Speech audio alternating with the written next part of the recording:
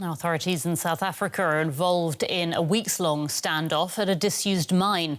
Police have cut off food and water supplies to force out hundreds of illegal miners searching for leftover gold. It's not clear whether the men are trapped or whether they're refusing to come out and face arrest. DW's Dianne Hawker reports now from the abandoned Stilfontein mine. 2 kilometers down this hole, hundreds of mine workers are believed to be trapped. The miners are called zamazamas, loosely translated to mean those who are trying. They operate as part of unlicensed mining syndicates. They often stay underground for months at a time, relying on food deliveries from local businesses and family members. Now, police have cut those supplies and closed off other exits in an attempt to force the miners above ground. Police say this is part of a wider plan to curb violent crime, which they say is driven by illegal miners. At this particular area where we are, at one point in the past year, we picked up about 20 bodies of these illegal miners that had been fighting each other over the turf. So we came with this strategy to say, let's put a stop to all these illicit mining activities, because there is that proof when we look at the crime statistics that shows that areas where there is illegal mining operations, there's bound to have high incidence and high levels of crimes. But relatives of those trapped underground have a different view, saying their family members are just trying to make a living. This woman travelled 200 kilometers to find out whether her husband has made it out alive. She hasn't heard from him in 2 months and fears the worst. I haven't heard anything about what's going on underground. I'm hoping that someone will be able to give me some information.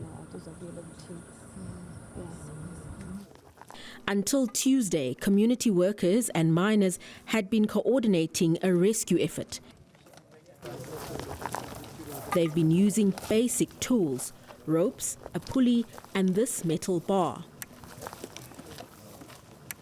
It's a difficult and extremely slow process, and they say that they're only able to bring up one person at a time. That's why these community members are hoping that the government's rescue process kicks in very quickly and that they are able to start rescuing larger groups of 5 to 6 workers at a time. The government rescue process could take a few days to officially get underway. Rescue workers must bring in heavy equipment and clear away rubble from the site. As far as they're explaining it, it's a process that can take almost 14 days. Because now, the number of people who will remain at the ground is not clear. The process that they're going to use can take only 6 people per 45 minutes. Instead, so the process of clearing the opening alone can take 2 days. In the meantime, those underground and their loved ones have been given a simple message. Be patient. Help is on the way.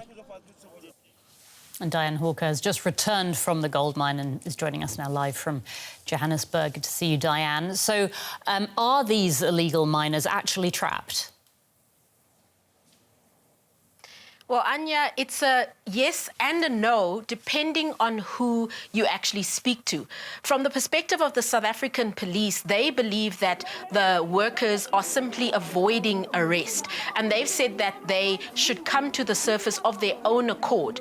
Police have been asked why they don't go underground to get the illegal mine workers. And they've said that due to the conditions underground, the high level of heat, noxious gases that are also in these old abandoned mines, that it's unsafe for police to go and retrieve the illegal miners and arrest them. From the perspective of their loved ones and from some community members that we spoke to, they believe that the police should actually make an effort, and they argue that the miners are in fact trapped due to the time frame of the police blockade on food entering the shaft. Some of those people, they say, haven't really received decent meals in as many as 2 weeks. And those who have been brought to the ground, about 12 since last week, they have come up quite weak and have told the community members about the situation underground. They say that many people are extremely dehydrated. Some are in need of urgent medical care. Some are in need of HIV medication, which they haven't received in some time. And almost all are in need of food. And that's why the community members have lobbied the government to say that there needs to be a rescue effort to retrieve the miners, who are, of course, categorized as illegal miners. Now, for the viewers who might not know, illegal miners is a trend that we've been seeing over the past few years here in South Africa. Many of them are people who've previously worked in the formal mining sector, but as a result of mine closures, have now gone into this informal, illicit sector of the market, using their skills that they earned through formal employment to now feed this illicit trade. And why do they do that, Dianne? I mean, how profitable is this kind of work? Well, mostly because there aren't many jobs available and because of limited skills. We heard from the lady that I spoke to when putting together that package. She told me that her husband had joined the illegal mining sector because he was struggling to get other work. He was initially doing handyman type of work, but he had very limited other skills. South Africa has quite an extensive unemployment crisis, which has been growing over the past few years. And also there has been a situation where many mines have closed down. The actual formal sector has shrunken significantly since 2019. So in a way, it's a cocktail of these factors that are pushing many people into this illicit trade. Of course, it is something that is quite dangerous. In many cases, even those who are running the industry carry weapons and are known to have also killed those in the mining sector. But those who are working in this illegal mining work are prepared to take that risk due to not having many other options available.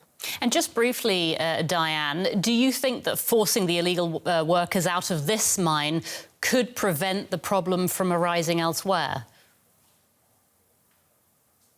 Certainly not. It's a problem that is mushrooming or has already mushroomed across the country. The police say that in the past few months, since December last year, they've arrested as many as 15,000 illegal miners. As you can see, that's quite a large number and quite a big operation that they're running.